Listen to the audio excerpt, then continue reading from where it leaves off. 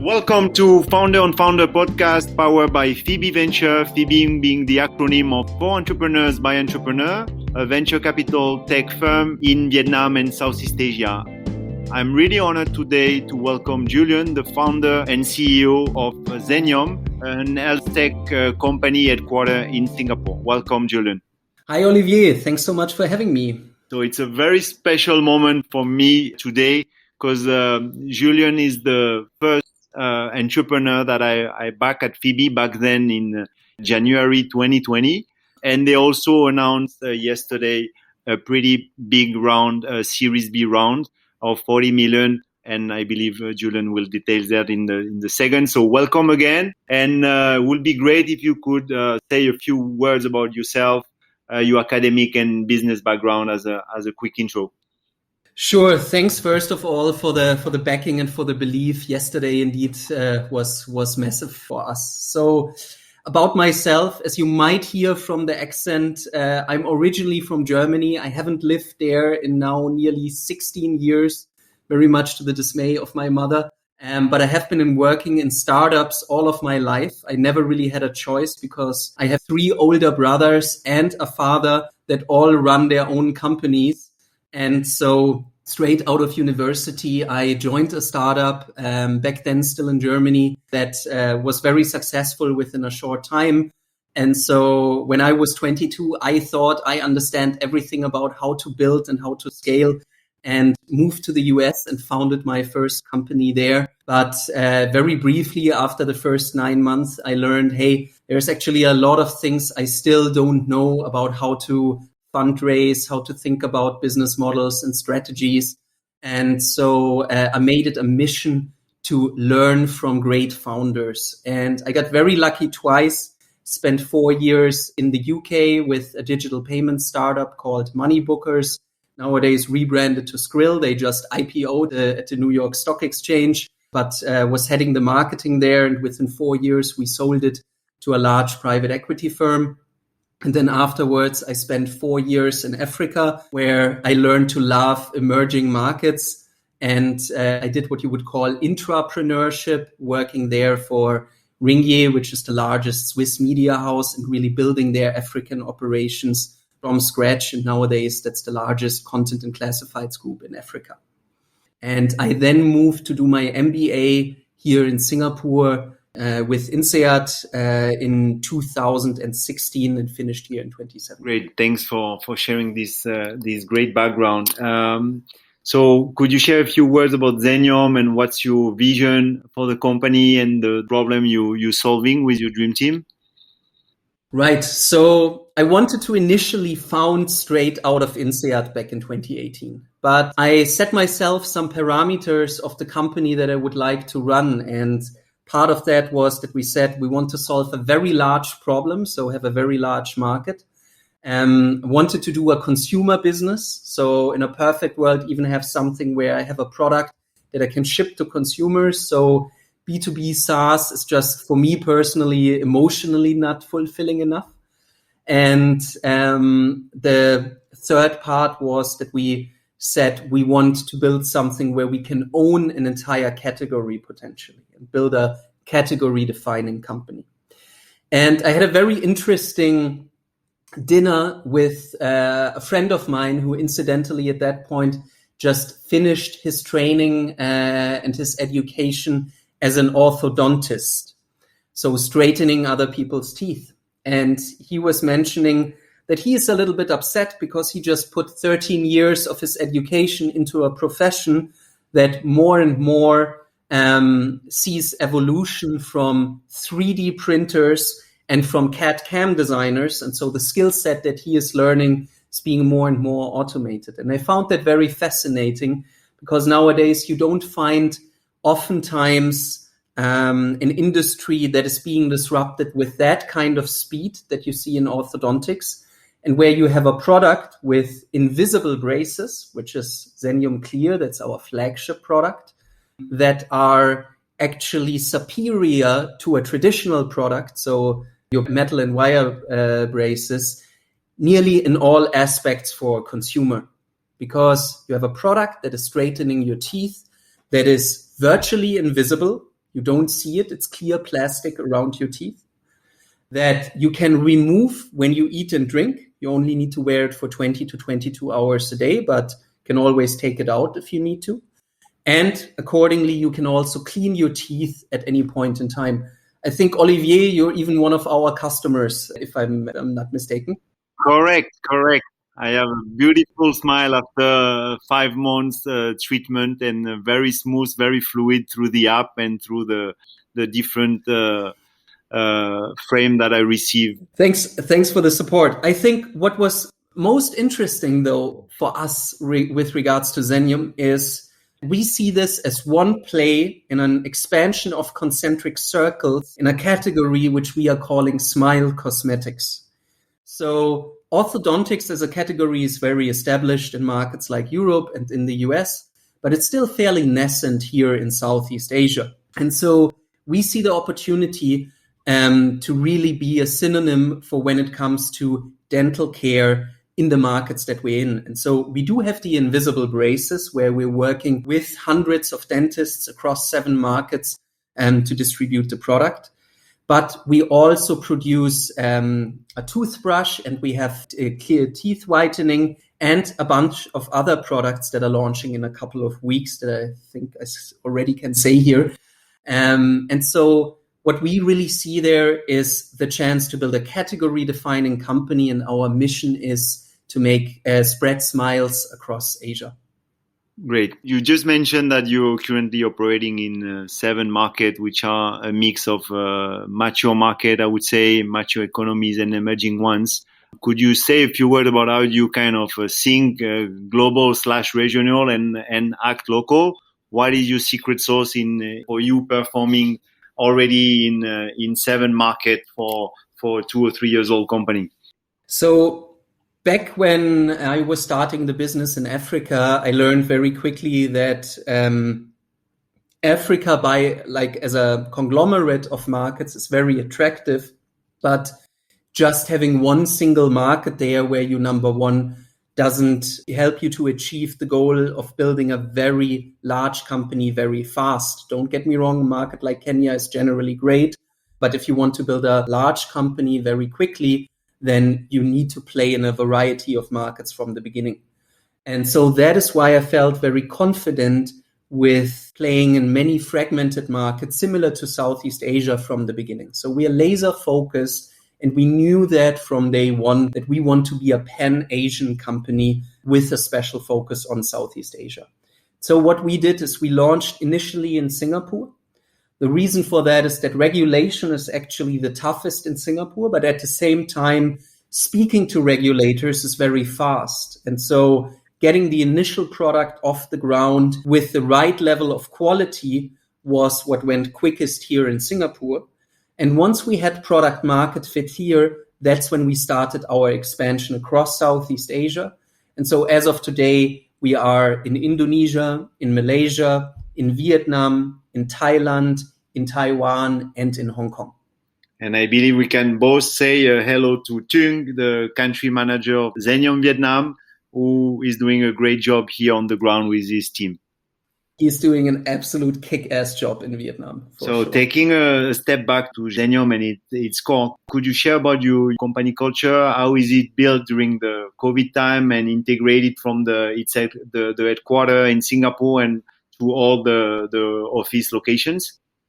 So I believe, if you think about what makes people go to startups in the first place, it must be culture. Right? It is usually, especially if you're a very young company, seed stage, Series A stage, it is most likely not money or the salaries that you can pay. And so if you want to compete as a startup against, the Facebooks and Googles of this world, which offer much better pay and much more security, then you need to build a kick-ass culture. In the case of Zenyum, our values are speed, grit, curiosity, candor, and lightheartedness. And what you see from that is we defined that very much in the beginning to be a culture where we say we want to build a place that people want to wake up for in the morning. So for like-minded people that are aligned with our values, that they enjoy coming to work every single day. Because I believe, every one of us had these points of times in their lives where they were waking up in the morning. They're like, oh man, I don't want to go to the office. I don't want to be there. Right. And don't get me wrong. Just to be realistic, probably that's happening to everyone, maybe a week or so per year. But if it's more than a week, you need to change something, in my opinion, right? You need to change your job. Life is too short not to enjoy your job. And so what we learned, and this is something where COVID has been a teacher and has been very difficult as well, is that actually, when COVID hit us, we softened our culture a lot. What does that mean? We knew there was a lot of uncertainty, and we knew that communication would get harder. For instance, there's markets out there. I haven't seen Dung in Vietnam now since 1.5 years nearly in person, right? Which is crazy. I don't know his team in person. And so to keep the culture alive, we tried to build a lot of obviously remote meetings. We have kind of monthly all hands meetings. We're using a lot of Slack. We're using a lot of interdepartmental calls to stay connected. But in the beginning of COVID, everything became softer, right? Because we had this initial uncertainty. We tried to be a place for everyone. And what we actually learned is, especially at our stage of a company, we rather should dial up our culture. So be very proud of the values that we have, be very proud of the achievements that we have, and make sure that for the people that are aligned with us, we're building the best possible place. And that is what I believe when we're getting 500, 600 people and at some point are profitable and can pay the same salaries, for instance, like a Google or Facebook, that will be the one differentiator versus the big companies. It will be our culture. Culture doesn't have to be for everyone. There's some people that might say, hey, maybe this is not for me. Maybe I don't like the speed and the grit, for instance, within Zenyum. And we learned that also has to be okay within the company. But for the people that enjoy it, we need to be the best place. Great. And you and your C-level team are still welcome at my place in Ho Chi Minh for the OKR that we planned 2 years ago. It's the first OKR offsite we're going to do internationally as soon as we can travel. We'll hang at your balcony, man. The invitation is still on the table. Don't worry. I won't forget. So with a great company culture, great mission, team, and working environment, Zenyum is definitely and constantly attracting great talents. I believe you are already more than 200-something talent in Asia. So could you share with our audience today, how do you make yourself hiring decision? What are you, as a successful entrepreneur with more than 15 years of experience in management? Yeah, what are your tips and tricks in terms of recruitment? Any specific stuff to share about your secret sauce? I think it's such a difficult question because it changes so dramatically based on the stage and size of the company you're in. I remember still when it was only me in the beginning, I was happy for anyone that even applied with us, right? So in the beginning, and I would, because we didn't have an office, so I would try to meet people in hotel lobbies to kind of give them the impression of like, oh, we're a bigger company than what we were. But in the beginning, just be humble, be happy for any talent that speaks with you. And to be frank with you, Olivier, in the beginning, I probably pitched more than I interviewed, right? And when the company grew and when we had our product market fit and we were able to attract more talent, what it becomes is during the very early stage, you start hiring a lot for culture. As the company grows, you more and more can also hire for skill fit. I think getting that right is something that many startups, sometimes you're only focused on skill or you're only focused on culture, and striking this balance is very important. So what we're now starting to do more and more within Zenyum is that we have these very separate tracks whenever we interview a candidate with regards to skill and with regards to culture. And we might have people that are not a direct reporting line or would even work together with that person, but we have people that we know reflect the culture at Zenyum very well. And so we draw them into interviews where we say, hey, we just want to know that you also would like to, I don't know, go to lunch with that and that person. And the other thing is, and that might sound very German of me now, but have a very clear cut and structured process behind it. So we're using a software tool that has very predefined stages in there. And I'm now starting to enforce that everybody in the company uses that tool, fills out all of the interview questions there, that we have kind of a committee, a hiring committee within the company that makes sure that any candidate on a certain level gets interviewed at least by 3-4 peers before any offer is being made. And until very, very recently, I signed off personally, because it was easy to do via DocuSign and via that system, on every hire in the company as well. So I think as a founder, this is something that I personally had. It's hard for me to let go of that. We're now hiring for the first time a head of talent and culture for the group. By the way, if you listen to this, please apply if you think that's a good position for you. Because so far, I always said I want to make sure that culture, that talent, that hiring is something that people take very, very seriously and that managers do themselves. Great. So moving forward, could you share about your best practices in fundraising and Zenyum most recent fundraising milestone and achievement? So first of all, we're very happy and very lucky, I would say, with the investors that we had so far. So the way that I initially structured the company is we always try to think 2-3 rounds ahead in terms of the investors that we want to get on board. And so I actually had already a friends and family round closed when I incorporated the company back in the day. So I already knew where would the capital for the first 6 to 12 months come from. And that was initially done. And then, we knew we need to build product market fit to attract some of the tier 1 investors here in the region, including you guys, but also, for instance, including Sequoia Capital that came on board for a seed round and that has been backing the company since the seed and all of the subsequent rounds.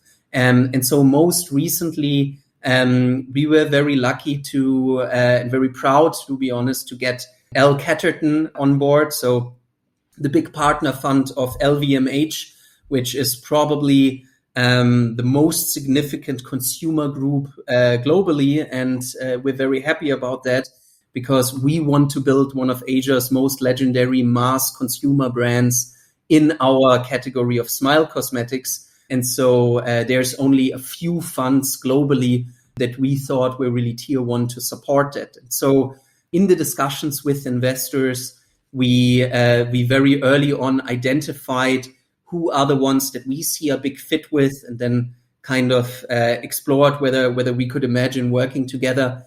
And so this is where the latest round, $40 million Series B with Headquartered is coming together, and we're very glad to have them on board. So congratulations to you, to Trung in Vietnam, to Fred in Singapore, and to all the other team members. Good milestone. And to Phoebe, who also kept backing us through the rounds, right? That's also something that we very much appreciate. So thanks for that. Thanks for the continued belief into Zenyum. Thank you for taking the time to giving back to the ecosystem by sharing your experience and your tips and tricks for how to move from one market to 7 others, how to recruit, how to close round from tier 1 investor like Sequoia and Headquartered. That's very great to have you on board today here. Thank you so much, and see you soon for the next OKR seminar in Ho Chi Minh in a few months, a few quarters, let's say, to be more conservative. On your rooftop, we'll take you up for it for sure, Olivier. Looking forward to it. Thank you so much. Thank you so much. Bye-bye. Bye-bye.